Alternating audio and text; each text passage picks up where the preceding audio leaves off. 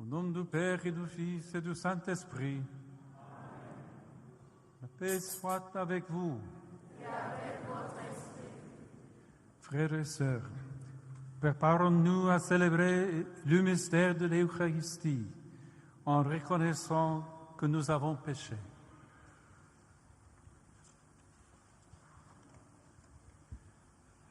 Je confesse à Dieu Tout-Puissant. Je reconnais devant vous, frères et sœurs, que j'ai péché en pensée, en parole, en action, en mission. Oui, j'ai vraiment péché. C'est pourquoi je suis vénéreuse Vierge Marie, les anges et tous les saints, et vous aussi, frères et sœurs, qui priez pour moi, le Seigneur notre Dieu. Que Dieu Tout-Puissant nous fasse miséricorde, qu'il nous pardonne nos péchés et nous conduise à la vie éternelle. Amen. Prions le Seigneur. Renouvelle, Seigneur, dans ton Église, l'esprit dont tu as comblé le bienheureux évêque Augustin, pour que, remplis de ce même esprit, nous n'ayons soif que de toi, source de la vraie sagesse, et nous cherchions que toi, l'auteur de l'éternel amour. Par Jésus-Christ, ton Fils, notre Seigneur, qui vit et règne avec toi, dans l'unité du Saint-Esprit, Dieu pour les siècles des siècles. Amen.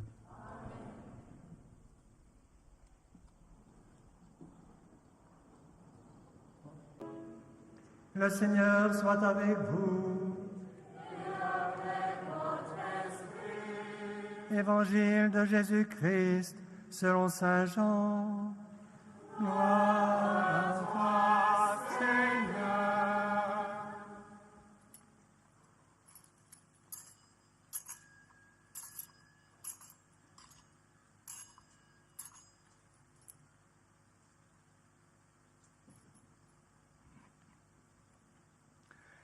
En ce temps-là, Jésus disait à Nicodème, « Il vous faut naître d'en haut.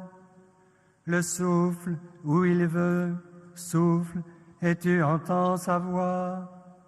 Mais tu ne sais ni d'où il vient, ni où il va. Il en est ainsi pour qui est né du souffle de l'Esprit. » Nicodème reprit, « Comment cela peut-il se faire ?» Jésus lui répondit, « Tu es un maître qui enseigne Israël, et tu ne connais pas ces choses-là. Amen, amen, je te le dis, nous parlons de ce que nous savons, nous témoignons de ce que nous avons vu, et vous ne recevez pas notre témoignage. Si vous ne croyez pas lorsque je vous parle des choses de la terre, comment croirez-vous quand je vous parlerai des choses du ciel?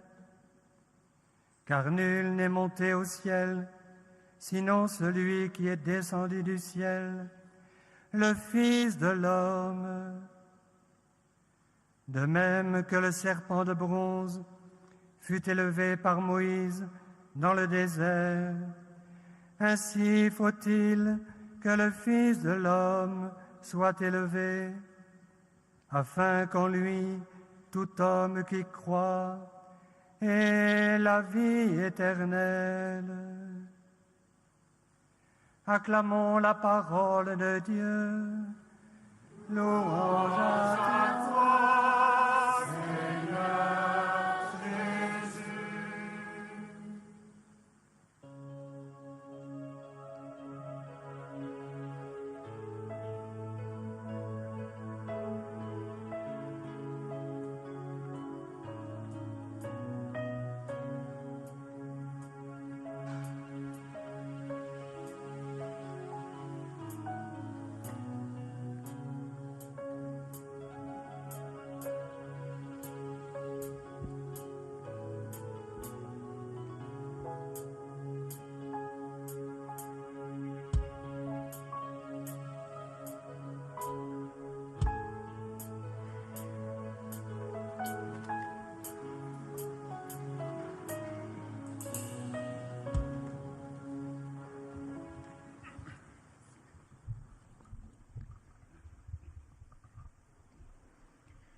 Chers frères et sœurs, la parole divine traverse l'histoire et se renouvelle par la voix humaine du Sauveur. Nous entendons aujourd'hui l'Évangile, bonne nouvelle pour tous les temps, dans cette basilique d'Annaba, dédiée à Saint Augustin, évêque de l'antique Hippone. Les lieux qui nous accueillent ont changé de nom au fil des siècles, mais les saints restent nos patronnes et sont les témoins fidèles d'un lien avec la terre qui vient du ciel. C'est cette dynamique que le Seigneur met en lumière dans la nuit avec Nicodème. C'est cette force que le Christ insuffle à la faiblesse de sa foi et à la persévérance de sa recherche. Envoyé par l'Esprit de Dieu, dont on ne sait ni d'où il vient ni où il va, Jésus est pour Nicodème un hôte particulier. Il l'appelle à une vie nouvelle en confiant à son interlocuteur, mais à nous aussi une tâche surprenante. Il vous faut naître d'en haut. C'est l'invitation adressée à chaque homme et à chaque femme qui cherche le salut. La mission de toute l'Église et par conséquent de la communauté chrétienne en Algérie jaillit de l'appel de Jésus, renaître d'en haut, c'est-à-dire de Dieu. Dans cette perspective, la foi triomphe des épreuves terrestres et la grâce du Seigneur fait fleurir le désert. Mais la beauté de cette exhortation s'accompagne d'une épreuve que l'Évangile nous appelle à traverser ensemble. Les paroles du Christ ont en effet toute la force d'un devoir. Vous devez renaître de nouveau. Cet impératif résonne à nos oreilles comme un commandement impossible. Nous comprenons cependant, en écoutant attentivement celui qui le donne, qu'il ne s'agit ni d'une imposition sévère, ni d'une contrainte, et encore moins d'une condamnation à l'échec. Au contraire, le devoir exprimé par Jésus est un don de liberté, puisqu'il nous révèle une possibilité inespérée, renaître de nouveau grâce à Dieu. Il nous faut donc le faire, selon son volonté aimante, qui désire renouveler l'humanité en l'appelant à une communion de vie partant de la foi. Alors que le Christ nous demande de renouveler complètement notre existence, il nous donne aussi la force de le faire.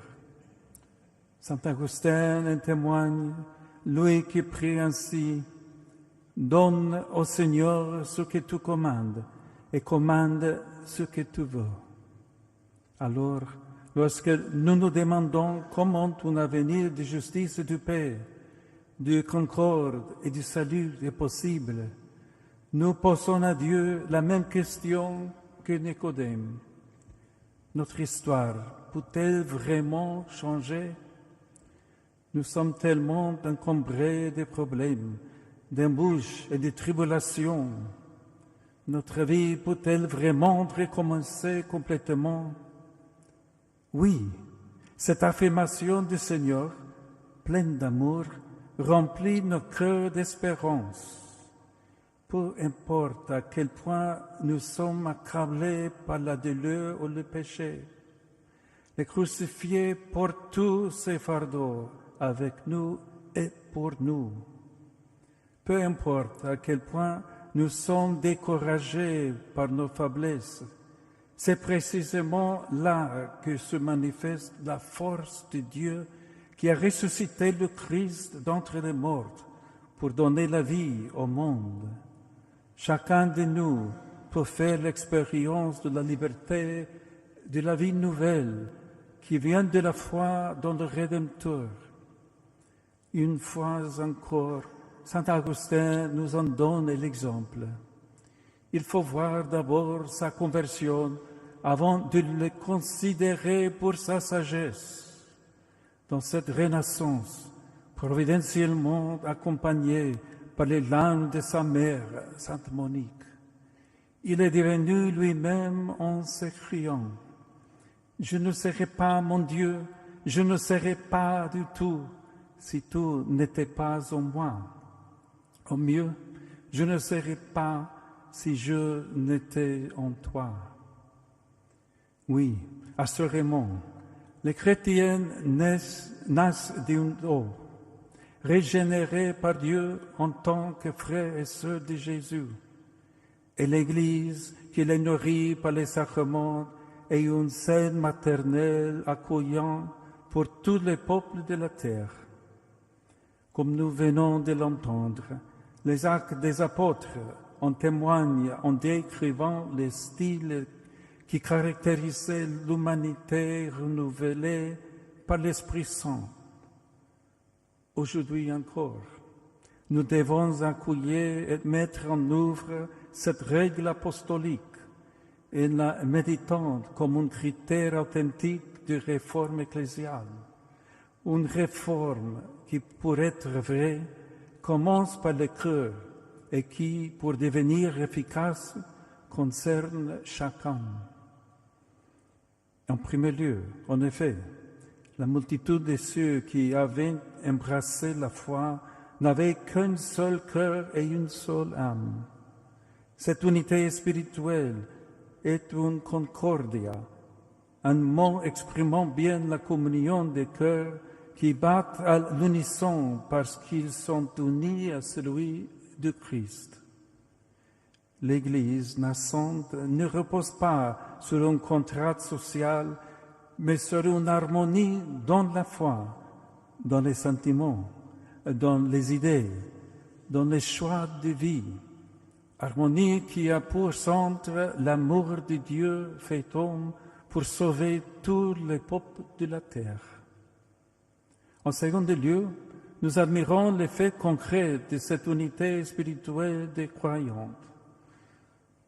Tout était commun entre eux. Tout le monde a tout, en participant au bien de chacun comme les membres d'un seul corps. Personne n'est privé de quoi que ce soit, puisque chacun partage ce qui lui appartient. En transformant la possession en don, ce dévouement fraternel n'est utopique que pour les cœurs qui rivalisent entre eux et pour les âmes avides en faveur d'elles-mêmes.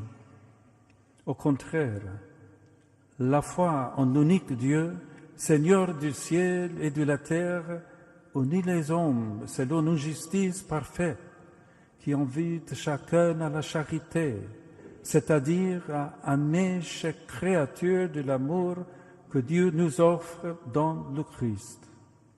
C'est pourquoi, en particulier face à la misère et à l'oppression, les chrétiens ont pour règle fondamentale la charité, faisant à qui s'y trouve à côté de nous ce que nous voudrions que l'on nous fasse. Animée par cette loi, inscrite par Dieu dans les cœurs, l'Église est toujours naissante, parce que là où règne le désespoir, elle enflamme l'espérance. Là où règne la misère, elle introduit la dignité. Là où il y a conflit, elle apporte la réconciliation. En troisième lieu, le texte des Actes nous révèle le fondement de cette vie nouvelle qui concerne tous les peuples, quelle que soit leur langue et leur culture. Les apôtres rendaient avec beaucoup de force témoignage de la résurrection du Seigneur Jésus, et tous jouissaient d'une grande faveur. La charité qui les anime, avant d'être un engagement moral, est un signe du salut.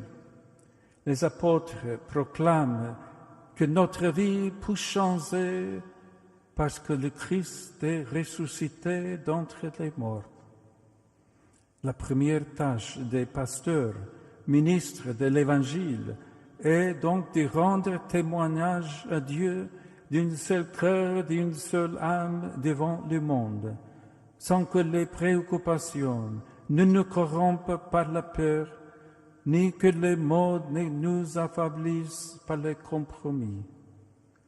Avec vous, frères dans l'épiscopat, et avec vous, prêtres, renouvelons sans cesse cette mission pour le bien de ceux qui nous sont confiés, afin que l'Église tout entière soit dans son service un message de vie nouvelle pour ceux que nous rencontrons. Sur cette terre, ces chrétiens d'Algérie, restez un signe humble et fidèle de l'amour du Christ. Témoignez de l'Évangile par des gestes simples, des relations authentiques et un dialogue vécu au jour le jour. Vous donnerez ainsi sauveur et lumière là où vous vivez. Votre présence dans le pays fait penser à l'encens, un grain incandescent qui diffuse son parfum parce qu'il rend gloire au Seigneur et apporte joie et réconfort à beaucoup de frères et sœurs.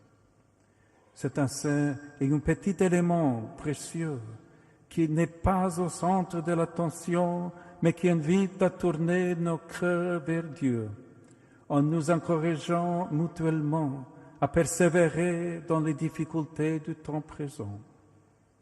La louange, la bénédiction, la supplication s'élèvent de l'incensoir de notre cœur en répandant la suave odeur de la miséricorde, de l'aumône et du pardon. Votre histoire est faite d'accueil généreux et de persévérance dans l'épreuve.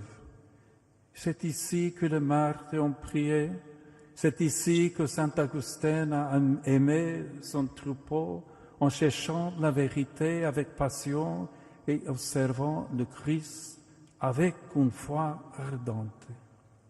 Soyez les héritiers de cette tradition en témoignant dans la charité fraternelle, de la liberté de ceux qui naissent dans nous comme une espérance du salut pour le monde.